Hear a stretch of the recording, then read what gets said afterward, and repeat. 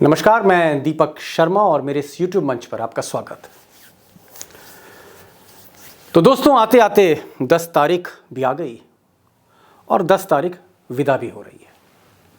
नतीजे आपके सामने हैं और इन नतीजों पर खासकर एग्जिट पोल आने के बाद मैं 2-3 वीडियो ऑलरेडी बना चुका हूं। सबसे पहले तो बधाई, बीजेपी को बधाई, बीजेपी के कार्यकर्ताओं को बधाई और उत्तर प्रदेश कि जो भी वोटर हैं उनको बधाई सरकार बनाने के लिए या सरकार को दोबारा लाने के लिए। और ये जनता का फैसला है, इसको स्वीकार करना होगा। कुछ जो सपा के समर्थक हैं, गठबंधन के समर्थक हैं, चाहे वो आरएलडी के हों, चाहे ओम प्रकाश राजभर के हों, चाहे अखिलेश के हों, निराश होंगे।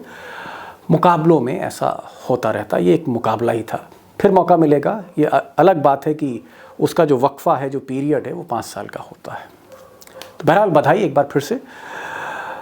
अब ये जो जीत है, ये जो हार है, इसके पीछे क्या राज है, क्या कारण है, और उसी का एनालिसिस मैं करना चाहता हूँ।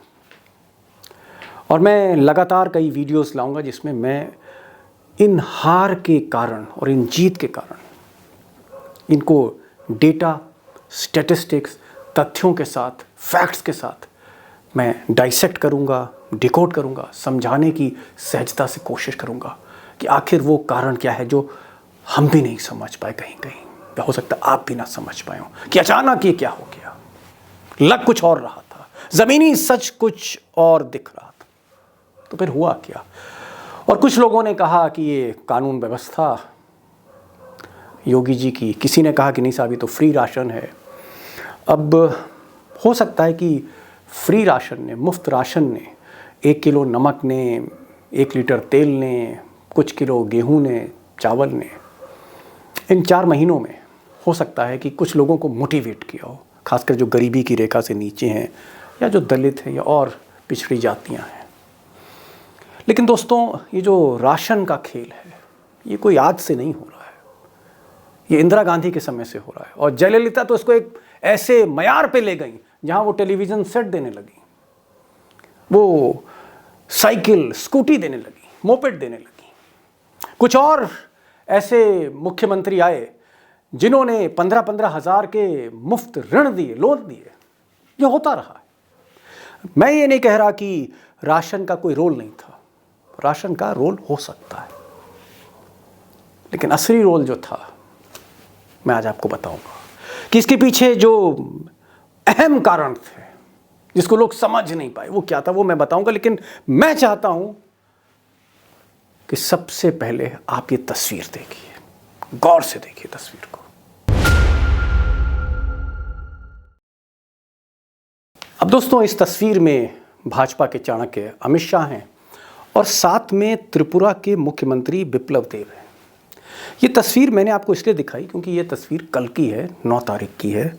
अभी उत्तर प्रदेश में चुनाव के नतीजे नहीं आए, अभी उत्तराखंड में चुनाव के नतीजे नहीं आए, गोवा के नतीजे नहीं आए, चुनाव अभी एक तरह से खत्म नहीं हुआ और अमित शाह त्रिपुरा में चुनाव की तैयारी करने पहुंच गए। ये जो मेहनत है, ये जो फोकस है, आप अमित शाह की राजनीति से हमारी हो सकता है असहमति हो सकता है कि जिस तरह की वो राजनीति करते हैं सांप्रदायिक ध्रुवीकरण की, उस पर एतराज हमारा आपका हो सकता है। लेकिन जो मेहनत है, 365 दिन 24/7 रुकना ही नहीं कहीं, ये भी जो कारण है, मैं ये नहीं कह रहा हूं कि ये मुख्य कारण है, ये भी एक कारण है बार बार चुनाव जीतने का, और इसको विपक्ष को समझना होगा। अब दोस्तों, कुछ देर पहले मैंने उत्तर प्रदेश के एक DGP, director general of police, police प्रमुख उत्तर प्रदेश के और बहुत ही सेलिब्रेटेड ऑफिसर, मैंने उनसे फ़ोन पर बात करी और वो उत्तर प्रदेश को हथेली की तरह जानते हैं। मैंने उनसे पूछा कि वो प्रमुख कारण क्या हैं जो आप समझते हैं कि जिसकी वजह से ऐसा नतीजा उत्तर प्रदेश में आया जिसे हम समझ नहीं पाए। उन्होंने कहा कि दीपक जी, सबसे बड़ा कारण जो मुझे लगता है वो ये है, जो पहला कारण है, कारण तो बहुत हैं, लेकिन जो प्रमुख कारण मुझे ये लगता है कि योगी के आने के बाद, उन्हें स्थापित करने के बाद, वो योगी जो अपने सांप्रदायिक भाषणों के लिए उनके खिलाफ मुकदमे तक हुए हैं, जेल तक गए हैं, वो सदन में रोए भी हैं, उनको अगर उत्तर प्रदेश में मुख्यमंत्री की कुर्सी दी गई, लगाम दी गई, तो उसके पीछे आरएसएस की सोच क्या थी, अमित शाह और मोदी की सोच क्या थी। अगर योगी जैसे व्यक्ति को मुख्यमंत्री बनाया जा रहा है, उसके पीछे सोच यही थी कि एक अंडर करंट प्रचंड हिंदुत्व का, जिसको लोगों के जहन में उतार देना है, और वो जो भाषण है, चाहे वो 3 साल पहले हो, चाहे 4 साल पहले हो, चाहे 2 साल पहले हो, चाहे 5 साल पहले हो, उस भाषण में कुछ लफ्ज हैं।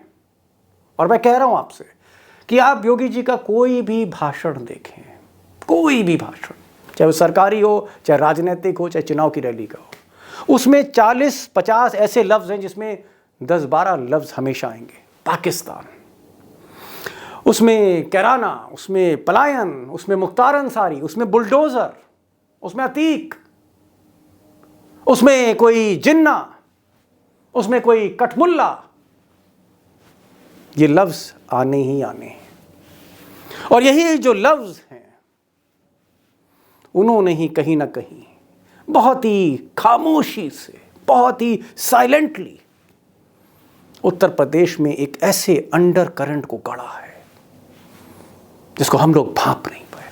तो डीजीपी साहब ने मुझसे कहा कि अक्सर हम सांप्रदायिक ध्रुवीकरण को तब समझते हैं, तब भांपते हैं जब किसी शहर में कर्फ्यू लग जाता है, जब कहीं छुरी चल जाती है, जब कहीं दंगा हो जाता है, तब हमको लगता है कि कम्युनल पोलराइजेशन हो रहा है। लेकिन उन्होंने कहा कि इन 5 सालों में या 2014 के बाद अब बिना पोलराइज किए वोटर हिंदुत्व के, आप कह सकते हैं कि उस ध्रुवीकरण में खुद ब खुद आ जाता है। और यही साइलेंट पोलराइजेशन है जो दिखता नहीं, और इसका असर रहा, उस पर मैं एक डिटेल वीडियो बनाने जा रहा हूं। लेकिन पहले मैं चाहता हूं कि जहां इस पोलराइजेशन का सबसे ज्यादा असर होना चाहिए था, जहां सांप्रदायिक ध्रुवीकरण सबसे ज्यादा था, या जो उसका एपिसेंटर था, केंद्र था, उत्तर प्रदेश में मुजफ्फरनगर और उसके आसपास के जिले,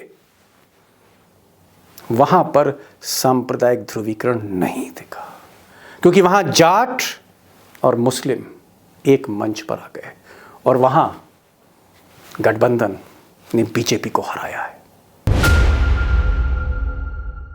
अब दोस्तों, ये नतीजे हैं और ये नक्शा आप देखिए। ये नक्शा मैंने चुना है जहां सबसे बेहतर प्रदर्शन किया और बीजेपी को परास्त किया है।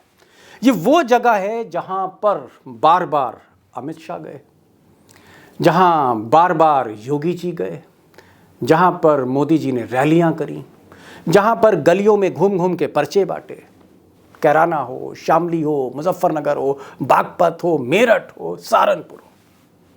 ये जो बेल्ट है, यहां बीजेपी अच्छा क्यों नहीं कर पाई?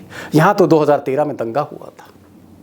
आप मैप देखिए और आप देखेंगे, अभी 2 सीटें नहीं आई हैं, लेकिन फिर भी 34 सीटों में 17 में, जब तक ये मैं वीडियो बना रहा हूँ, समाजवादी पार्टी 17 सीट है, बीजेपी 15 सीट है, 2 सीटों पे फैसला आना बाकी है, और 2 सीटें इसमें ऐसी हैं जिसमें धर्म सिंह सैनी जो बीजेपी के कैंडिडेट हैं नकुड़ से, सिर्फ 315 वोट से हारे बैलेट से, और बड़ौद की एक सीट है जहां बीजेपी सिर्फ 195 पोस्टल बैलेट, यानी दोनों सीटें बीजेपी पोस्टल बैलेट से जीती हैं। अगर नतीजा हम देखें तो ये 19 की जगह 21 हो सकता है।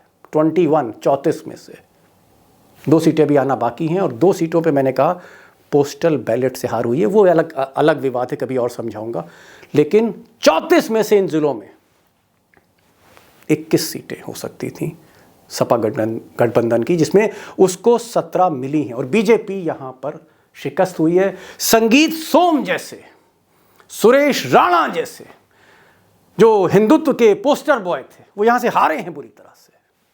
ये कैसे हो गया? यहां योगी जी और यहां मोदी जी और यहां अमित शाह की वो लहर क्यों नहीं चली, जो लहर हमको लखीमपुर में दिखती है, लखनऊ में दिखती है, जो हमको इलाहाबाद में दिखती है, वो लहर यहां क्यों नहीं दिखी? मैं उस पर आ रहा हूं। अब दोस्तों, अगर आप ऑफ द रिकॉर्ड कैमरे के बिना अगर आप बीजेपी के बड़े पदाधिकारियों से बात करेंगे, संघ के पदाधिकारियों से बात करेंगे, नेताओं से बात करेंगे, वो स्वीकार करते हैं कि कहीं ना कहीं योगी जी के आने से वो जो हिंदुत्व की लहर है वो भीतर ही भीतर असर करती जा रही है, और उसका परिणाम आपको देखने को मिला। और इसी वजह से योगी जी को मुख्यमंत्री बनाया गया, मनोज सिन्हा जैसे लोगों को किनारे किया गया, क्योंकि एक हिंदुत्व का प्रचंड प्रतीक योगी जी, उनका काम ही यही था, एजेंडा यही था।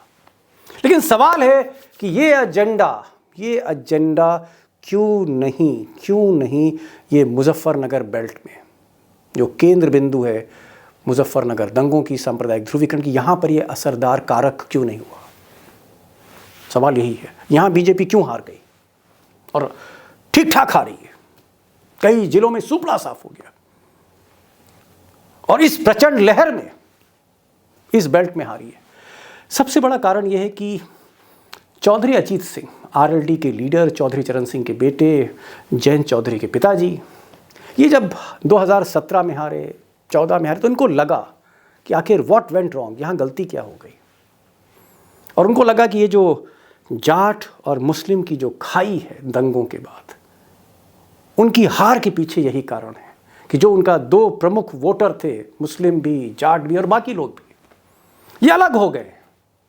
और इनको जोड़ने के लिए 2018 में आरएलडी ने, अजीत सिंह ने या जयंत ने हर जगह भाईचारा समितियां बनाई, हर जिले में, कस्बे में, और फिर खापों को बुलाया गया, चौधरियों को बुलाया गया, मुस्लिम्स लोगों को बुलाया गया, मुअज्जिज़ लोगों को बुलाया गया, समझाया गया। अजीत सिंह कस्बे कस्बे गए, और ये जो भाईचारा समितियां थीं, धीरे धीरे इनके बीच में सम्मेलन होने लगे, उसका कुछ असर होने लगा। और इस बीच किसान आंदोलन शुरू हो गया। और जब ये किसान आंदोलन शुरू किया, राकेश टिकैत ने, नरेश टिकैत ने, जो खाप के चौधरी हैं, जाटों के साथ मुस्लिम भी आए। ये मेहनत अजीत सिंह की थी 2-3 साल की, और फिर साल भर धरने और प्रदर्शन और रैली, उसमें जाट और मुस्लिम और बाकी, मैं ये नहीं कह रहा हूं सिर्फ जाट मुस्लिम, बाकी हिंदू वर्ग भी, बाकी जातियां भी, सब इकट्ठी होने लगी। और वो जो सांप्रदायिक ध्रुवीकरण था, जो जारी था योगी जी का, वो यहां बेअसर होने लगा। और उसके बाद पंचायत चुनाव जब हुए तो सुपड़ा साफ कर दिया। बागपत में, मुजफ्फरनगर में, शामली में, मेरठ में बीजेपी का सुपड़ा साफ हो गया, और उसका असर इस चुनाव में भी दिखा है। जहां जहां जाट थे, जहां जहां मुस्लिम पॉकेट थी, वहां वहां बीजेपी के हौसले पस्त हुए। और शायद यही कारण था कि शुरुआती दौर में अमित शाह यानी भाजपा के चाणक्य भी घबरा गए थे। अब दोस्तों, बाकी जो ओबीसी हैं, अगर राजभर आप छोड़ दीजिए, तो स्वामी प्रसाद मौर्य के आने के बाद मौर्य क्यों नहीं समाजवादी पार्टी में आए, क्यों नहीं शिफ्ट हुए? धर्म सिंह सैनी के आने के बाद सैनी क्यों नहीं शिफ्ट हुए? दारा सिंह चौहान के आने के बाद चौहान क्यों नहीं शिफ्ट हुए भारी संख्या में? अगर जाट शिफ्ट हो सकते हैं या कुछ मात्रा में राज्यभर शिफ्ट हो सकते हैं, तो ये जो जातियां आई थी, ये शिफ्ट क्यों नहीं हुई? यहां पर मैथमेटिक्स अखिलेश यादव की ठीक थी, लेकिन केमिस्ट्री क्यों नहीं ठीक थी? केमिस्ट्री क्यों गड़बड़ा गई? उसका कारण यही था कि चाहे वो स्वामी प्रसाद मौर्य हों, चाहे वो धर्म सिंह सैनी हों, चाहे वो दारा सिंह चौहान हो, ये जो बीजेपी छोड़ के बड़े नेता आए, इनको वक्त ही बहुत कम दिया गया। सिर्फ 15 दिन बचे थे। आचार संहिता लगने के बाद ये नेता समाजवादी पार्टी में आए। और ये जो केमिस्ट्री है, ये जो सांप्रदायिक जहर लोगों में घोला गया है इन जातियों में, 15 दिन में इसको आप डिटॉक्सिफाई नहीं कर सकते। 15 दिन में आप इसको खत्म नहीं कर सकते। इसमें समय चाहिए। वो समय जो आरएलडी ने लिया, वो समय जो राकेश टिकैत ने लिया, 1.5 साल उन्होंने जाटों में काम किया, मुस्लिम को एक साथ लाए। 15 दिन में इन जातियों को आप डिटॉक्सिफाई नहीं कर सकते। वो जो योगी के भाषण 5 साल से, या 2014 के बाद मोदी के भाषण, और ये सबसे बड़ा कारण मुझे लगता है कि अगर स्वामी प्रसाद मौर्य, अगर धर्म सिंह सैनी ये आज से 6 महीने पहले या साल भर पहले आए होते, या दलितों पे काम हुआ होता, तो ओबीसी जैसे जाट ट्रांसफ़र हुआ है, जो मैंने आपको नक्शा दिखाया है, मैंने बताया है इस बेल्ट में किस तरह से सपा गठबंधन आगे है बीजेपी से, बीजेपी को कैसे शिकस्त मिली तमाम कोशिशों के बावजूद। अमित शाह यहाँ के इंचार्ज थे इस गढ़ में, फिर भी हारे वो। इसका कारण यही है कि ये जो सांप्रदायिक ध्रुवीकरण घोला जा रहा है, जहर घोला जा रहा है, इसको इतनी जल्दी आप डिटॉक्सिफाई नहीं कर सकते। 15 दिन में इस तरह से आप नतीजे नहीं बदल सकते। 15 दिन 20 दिन में ये ओबीसी योगी के उस असर से, उस जादू से निकलकर सेकुलर नहीं हो सकते हैं। अब दोस्तों 15-20 दिन के समय में, पीरियड में, आप एक जाति को जो एक हिंदुत्व इन्फ्लुएंस में है, जहाँ पर एक तरह का एक परमानेंटली एक माइंडसेट बन चुका है, एक हिंदू प्रयोगशाला बन चुकी है उत्तर प्रदेश, गुजरात की तरह, आप 15 दिन में वहाँ पर असर नहीं दिखा सकते। और यही वजह है कि सैनी खुद हार गए। धर्म सिंह सैनी जो मंत्री थे और सपा के टिकट से लड़े थे, वो खुद हार गए, उन्हीं में सैनी शिफ्ट नहीं हुआ। स्वामी प्रसाद मौर्य को ही मौर्य नहीं मिला, तो वो सपा को क्या दिलाते। इसलिए मुझे ऐसा लगता है कि अगर ये तैयारियां साल भर पहले, 1.5 साल पहले हुई होती, तो ये जो 120, 127 की जो संख्या है, ये 150 जा सकती थी, ये 180 जा सकती थी। मुमकिन था अगर कोई पार्टी 125 पहुंच रही है, 120 क्रॉस कर रही है, तो 160 भी क्रॉस कर सकती थी। बहरहाल मुद्दे कई थे, महंगाई के मुद्दे थे, बेरोजगारी के मुद्दे थे, बदहाली के मुद्दे थे, कोविड की दूसरी लहर के कहर जिसमें तमाम लोगों ने अपने नातेदारों को खो दिया, वो एक मुद्दा था। मुद्दा किसान आंदोलन भी था, मुद्दा लखीमपुर खीरी भी था, जहां गाड़ी चढ़ गई, लोग रौंद दिए गए और वहां पर सारी सीटें बीजेपी जीत गई। मुद्दे कई थे। मुद्दा छात्रों का भी था, वो छात्र जो रेलवे स्टेशन से, इलाहाबाद से लौट के अपने गांव जा रहे थे वोट डालने के लिए, अखिलेश के नारे लगा रहे थे, और वो भीड़, अनवरत भीड़ जो चल रही थी साथ साथ लगातार, जैसी भीड़ हमने 2014 में मोदी की रैली भी नहीं देखी। तो पक्ष में बहुत सी चीजें थी, लेकिन मुझे लगता है कि मुकाबला सिर्फ स्लॉग ओवर खेल के नहीं जीता जाता। आज का मुकाबला, और खासकर अमित शाह के खिलाफ, मोदी के खिलाफ, योगी के खिलाफ मुकाबला पहली गेंद से शुरू होता है, पहली गेंद से। आज बस इतना ही, और मेरी एनालिसिस जारी रहेंगी, और मैं ऐसे वीडियोस बनाता रहूँगा। मैं और भी मुद्दे, क्योंकि उत्तर प्रदेश का चुनाव आप जानते हैं अब ख़त्म हो चुका है, मेरी कोशिश रहेगी कि देश में और देश की सियासत में या यूपी में क्या होता है, उसका वो एस्पेक्ट, वो तस्वीर मैं आपके सामने रखूं जो गोदी मीडिया जिसको दिखाने से पीछे हट जाती है। तो वो सच जो कहीं ना कहीं एक किसी दरी में छुपा दिया जाता है, दरी के भीतर, या कहीं जिसको दिखाने से, उस सच को जाहिर करने से गोदी मीडिया को डर लगता है, वो सच मैं आपको दिखाता रहूँगा। आज बस इतना ही। ये वीडियो का सिलसिला जारी रहेगा। कमेंट बॉक्स में आप ज़रूर लिखें अगर आपके कोई सुझाव हों, या आपको लगता है कि हाँ, इस जीत के कारण क्या हैं, इस हार के कारण क्या हैं, तो मैं ज़रूर आपके सुझाव को शामिल करूँगा, उस पर रिसर्च करूँगा, देखूँगा कितना सही सुझाव है। अगर सही लगा तो मैं ज़रूर उस पर वीडियो बनाऊँगा। आज बस इतना ही। नमस्कार।